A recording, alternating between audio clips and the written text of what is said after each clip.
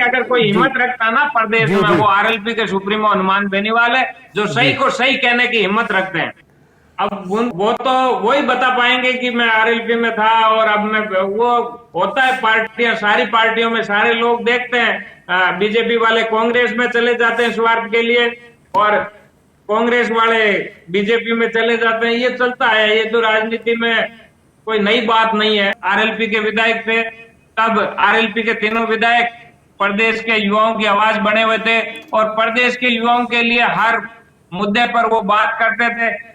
नमस्कार, मैं हूं रौनक पारेख और आप देख रहे हैं पंजाब केसरी राजस्थान। राजस्थान की सबसे विवादित भर्तियों में से एक 2021 की एसआई भर्ती एक बार फिर राजनीतिक टकराव और युवाओं की बेचैनी का बड़ा मुद्दा बन गई है। पेपर लीक का यह मामला कांग्रेस शासन में शुरू हुआ, लेकिन अब तक एक साल से ज्यादा का समय हो चुका है भाजपा की भजोलाल सरकार को सत्ता में आए हुए। नतीजा, न तो सिर्फ भर्ती रद्द हुई, न ही दोषियों पर कोई ठोस कार्रवाई देखने को मिली और न ही भविष्य के लिए कोई भरोसेमंद समाधान सामने आया है। उसके अलावा इस पूरे घटनाक्रम के बीच में राष्ट्रीय लोकतांत्रिक पार्टी यानी कि आरएलपी ने सबसे पहले मोर्चा खोला और सांसद हनुमान बेनीवाल जयपुर की सड़कों पर उतरे और एक महीने से ज्यादा का वक्त हो चला है। लेकिन सवाल यह भी है कि क्या सिर्फ विरोध करने से युवाओं की समस्या हल हो पाएगी? आज हमारे साथ है आरएलपी के नागौर के पूर्व जिला अध्यक्ष हनुमान भाकर। हम जानेंगे कि आखिर इस आंदोलन में असली मकसद है वो क्या है। क्या आरएलपी सिर्फ विरोध कर रही है या फिर किसी ठोस वैकल्पिक नीति की भी बात कर रही है? और जब दोनों बड़ी पार्टियां कांग्रेस और भाजपा पर भ्रष्टाचार और असफलताओं के आरोप लग रहे हैं, तब क्या आरएलपी एक भरोसेमंद तीसरा विकल्प बनकर के सामने आ पा रही है? साथ ही बात करेंगे नागौर और खिंवसर जैसे क्षेत्रों की जमीनी राजनीति की, जहां पर भाजपा के विधायक सक्रिय हैं, लेकिन जनता में काम को लेकर के क्या छवि बन रही है और क्या आरएलपी इन सीटों पर फिर से मजबूत वापसी की तैयारी में है? तो आइए सीधे चलते हैं हनुमान भाकर के पास और पूछते हैं कि सिर्फ नारे और धरने काफी है या अब वक्त है जवाबदेही का भी? हनुमान जी, आपका बहुत बहुत स्वागत है पंजाब केसरी पर। चूंकि शुरुआत एसआई भर्ती पेपर लीक को लेकर करेंगे, तो आखिर किस तरीके की रणनीति पर हनुमान बेनीवाल है लगातार पिछले एक महीने से काम कर रहे हैं? आप क्या सोचते हैं इसको लेकर के? जी नमस्कार, धन्यवाद।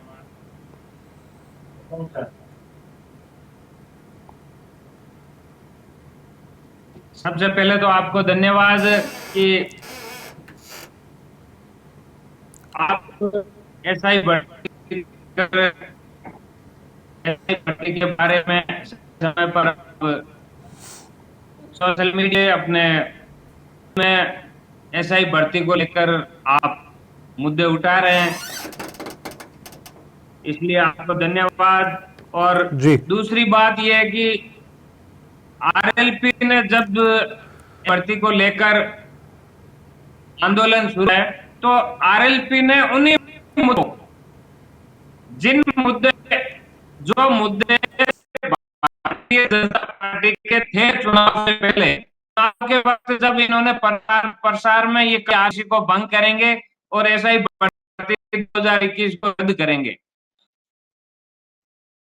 उनके बातों को आपके दवाई जो वादे, उन वादों साल बीत जाने के बाद भी आपका जवाब स्पष्ट नहीं है।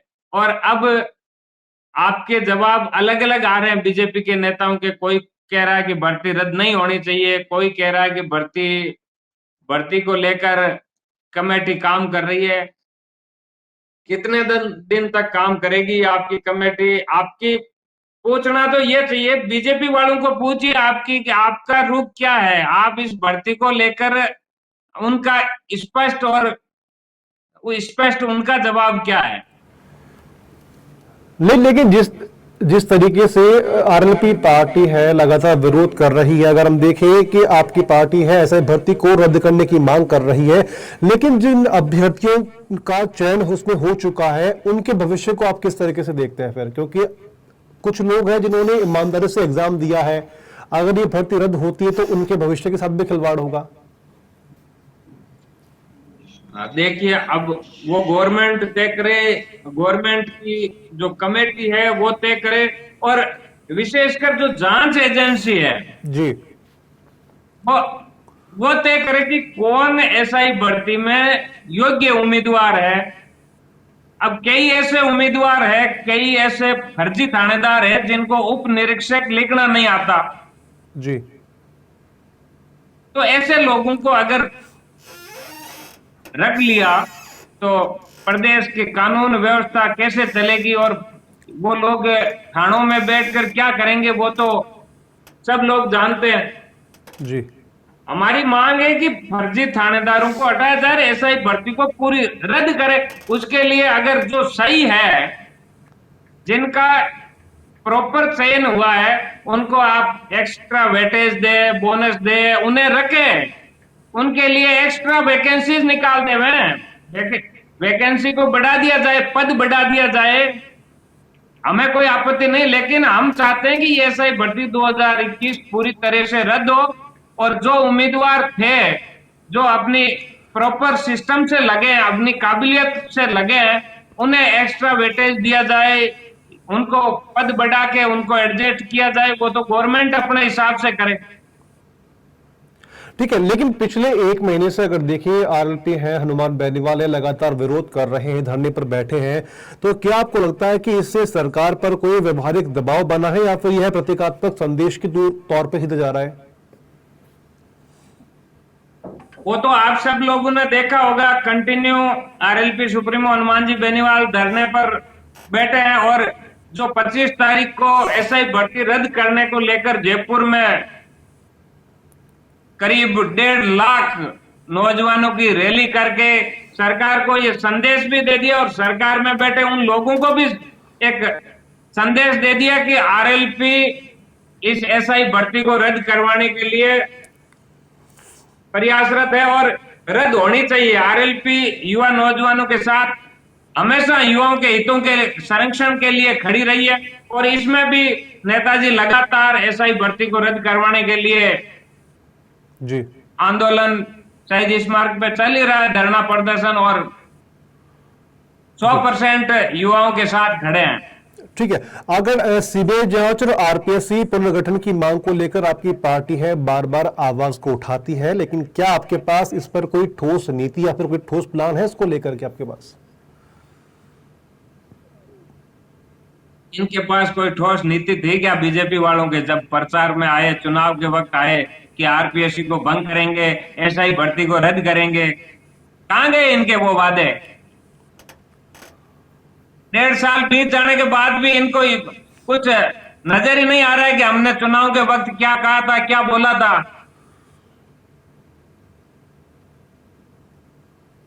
हम तो नींद में सोई हुई सरकार को जगा रहे हैं कि आपके द्वारा किए हुए वादे हैं, आपके ही स्टेटमेंट है, बीजेपी के नेताओं के स्टेटमेंट थे कि हम एसआई भर्ती को रद्द करेंगे, आरपीएससी को भंग करेंगे, युवाओं के साथ न्याय करेंगे। लेकिन 1.5 साल बीत जाने के बाद युवाओं के साथ न्याय कहां हो रहा है, आप सब देख रहे हैं। जी। ठीक है हनुमान जी, लेकिन ऐसा भर्ती मुद्दे को लेकर के विपक्ष ये भी आरोप लगाता है कि आंदोलन को लेकर के कि आरएलपी से युवाओं की भावनाओं को भुनाने के लिए राजनीतिक हथियार के तौर पर इस्तेमाल कर रही है। इस पर आप क्या कहेंगे? नहीं, किसी राजनीतिक माइलेज के लिए या कोई दूसरे बेनिफिट के लिए हम, जैसे कांग्रेस और बीजेपी अगर कहीं धरना प्रदर्शन करती है, अगर कांग्रेस धरना प्रदर्शन करती है तो सोनिया राहुल गांधी को बचाने के लिए करती है, कभी संविधान बचाने के नाम से करते हैं। क्या जनहित के मुद्दों को लेकर जो जनता चाहती है उन मुद्दों को लेकर केवल प्रदेश में आरएलपी एक मात्र पार्टी है जो हमेशा धरने प्रदर्शन और आंदोलन करती है और आम जन के साथ खड़ी रहती है। चूंकि आप नागौर के पूर्व जिलाध्यक्ष रहे हैं, तो नागौर और खींवसर में लगभग कई जगहों पर नागौर क्षेत्र में भाजपा के विधायक हैं। क्या आप मानते हैं कि उन क्षेत्रों में जनता के लिए सही दिशा में काम हो रहा है? खींवसर में स्पेशली, क्योंकि रेवतराम डांगा वहां से आते हैं, हनुमान बेनीवाल की पत्नी को उन्होंने हराया था वहां पे। देखिए, अगर बात करें विकास को लेकर, तो पिछले 1.5 साल में ऐसा कोई नागौर जिले में नया कोई प्रोजेक्ट, नया कोई विकास के काम अभी तक तो कोई नजर नहीं आ रहा है। इन फ्यूचर अब हो सकता है सरकार क्या करे, अभी तक तो कोई विकास के नए काम नजर नहीं आ रहे हैं।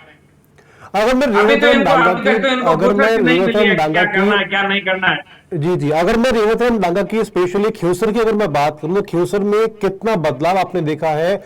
जब उपचुनाव हुए, रेवतराम डांगा वहां पर जीते, उसके बाद से लेकर अब तक क्या बदलाव आपने देखा है ख्योसर के अंदर? लोग पछता रहे हैं, ये बात जरूर है कि लोगों में पछतावा है कि हम आरएलपी और हनुमान जी बेनीवाल जैसे मजबूत और हमेशा आम जन के हितों के लिए लड़ने वाले नेता को अब हम जिता नहीं पाए। ये लोगों में मलाल है, ये लोगों में दर्द है। बाकी कोई खास विकास के काम नजर नहीं आ रहे 1.5 साल में। कोई, मेरे को नहीं लगता कि कहीं कोई नए काम इधर हुए हैं। हाँ, ये जरूर हुआ है, विधायक महोदय खुद स्वीकार कर रहे हैं कि मेरी चलती नहीं क्षेत्र में मेरे काम नहीं हो रहे हैं। ये जरूर उन्होंने प्रदेश के मुख्यमंत्री भजन लाल जी को भी चिट्ठी लिख के सबको दिखाया है कि क्यों सर में मेरे काम नहीं हो रहे हैं। ये वो विधायक महोदय खुद कह रहे हैं, इसमें मैं ज्यादा टिप्पणी नहीं करूंगा। जी ठीक है, जी बिल्कुल, मैं ये जानना चाहूंगा, क्या आपको लगता है कि इन भाजपा की जो विधायक है उनकी प्राथमिकताएं दिल्ली या जयपुर से तय होती है, या फिर वे स्थानीय मुद्दों पर वाकई ध्यान देते हैं? वो तो अब आप भी जानते हैं। देखिए, पर्ची, जब पर्ची सरकार है, जी पर्ची से बनी हुई सरकार है तो वो पर्ची से ही चलेगी। यहाँ क्या निर्णय ले पाएंगे ये? अपन देख रहे हैं, वन स्टेट वन इलेक्शन के मुद्दे को लेकर इनके गले की फांस बनी हुई है, क्या करें क्या न करें। जी ये केवल और केवल पर्ची सरकार और पर्ची से चल रही है। दिल्ली से जो मैसेज आता है उसको ये जी फॉलो कर लेते हैं बस, इसके अलावा यहाँ से तो कुछ होना जाना नहीं है। ठीक है, बिल्कुल, अगर मैं थोड़ा सा मैं समझना चाहूं कि जो आपके पार्टी में पहले थे रेवतराम डांगा, जो भाजपा में है, क्या आप इसे वैचारिक बदलाव मानते हैं या फिर व्यक्तिगत राजनीति, अपने स्वार्थ की राजनीति को देखते हैं? किस तरह से देखते हैं इसको आप? अब वो तो वही बता पाएंगे कि मैं आरएलपी में था और अब मैं, वो होता है पार्टियां, सारी पार्टियों में सारे लोग देखते हैं। बीजेपी वाले कांग्रेस में चले जाते हैं स्वार्थ के लिए, और कांग्रेस वाले बीजेपी में चले जाते हैं। ये चलता है, ये तो राजनीति में कोई नई बात नहीं है। हमारे साथ रहे, हमारी पार्टी में सब कुछ वो थे, लेकिन हमारी पार्टी में आके यहाँ से सारा सब कुछ सीख के फिर उनके होगी उनका कोई लालच रहा होगा या उनके निजी कारण रहे होंगे जिससे वो अलग हुए। जी, जैसे आपने बताया कि आरएलपी खुद को युवाओं की आवाज है वो कहती है, लेकिन आंदोलन के अलावा क्या आपके पास कोई ठोस नीतिगत दृष्टिकोण है युवाओं के लिए? युवाओं की भावनाओं के साथ, जब युवा क्या चाहता है, युवा चाहते हैं कि आरएलपी हमारे साथ इस मुद्दे पे खड़ी हो, उस मुद्दे पे हम युवाओं के साथ खड़े रहते हैं। और रही बात युवाओं को लेकर, 2016 की बात करें चाहे 2018 की हुंकार रैलियों की बात करें, युवाओं के मुद्दे सबसे ज्यादा देश और प्रदेश में विधानसभा में थे। जब आरएलपी के विधायक थे तब आरएलपी के तीनों विधायक प्रदेश के युवाओं की आवाज बने हुए थे और प्रदेश के युवाओं के लिए हर मुद्दे पर वो बात करते थे। और आरएलपी के सुप्रीमो हनुमान जी बेनीवाल लोकसभा में लगातार बेरोजगारों के लिए बेरोजगारी, बेरोजगारों को रोजगार, खाली पद भरे जाए। जी जब नौकरियों की बात करनी हो, क्या कोई, जैसे ये पेपर माफियाओं का नाटक है, इसमें भी अगर कोई खुल के बात कर रहा है तो पार्टी के सुप्रीमो हनुमान बेनीवाल है। उन्होंने मांग की है कि ऐसा कानून बने, ऐसा नियम बने, ऐसी सरकार नीति बनाए कि पेपर लीक करने से पहले पेपर को 100 बार सोचना पड़े। ठीक है, मेरा आपसे नीति अगर सरकार बनानी चाहिए सरकार को।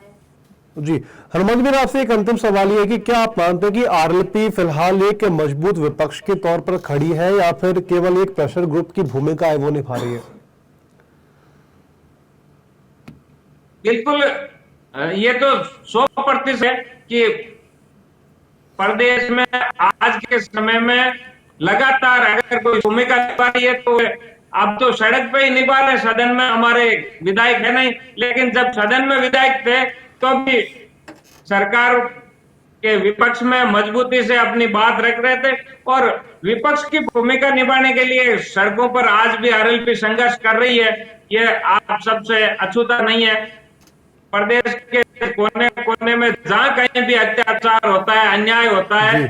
तो सर अगर किसी नेता का, किसी पार्टी के व्यक्ति का स्टेटमेंट आता है तो वो अनुमान आता है कि यहाँ अन्याय हुआ है, इसके साथ न्याय होना चाहिए। चलिए हनुमान जी, आपका बहुत ये बहुत बात शुक्रिया। कहने आपने की अगर कोई जी हिम्मत रखता ना प्रदेश जी में, जी वो आरएलपी के सुप्रीमो हनुमान बेनीवाल है, जो सही जी को सही कहने की हिम्मत रखते हैं। चलिए हनुमान जी, आपका बहुत बहुत शुक्रिया, आपने अपना कीमती समय है वो दिया है। तो फिलहाल ये थे हनुमान भाकर, नागौर के पूर्व जिला अध्यक्ष, जिनसे हमने बात की नागौर की जमीनी हकीकत और ऐसे मुद्दे पर इनके विचार है वो हमने सुने। खैर, आने वाले समय में और किस तरीके से हनुमान बेनीवाल है, आरएलपी पार्टी है, ऐसे भर्ती मामले पर सरकार को घेरती है, ये देखने वाली बात होगी। ऐसी और भी खबरों के लिए आप बने रहिए पंजाब केसरी के साथ।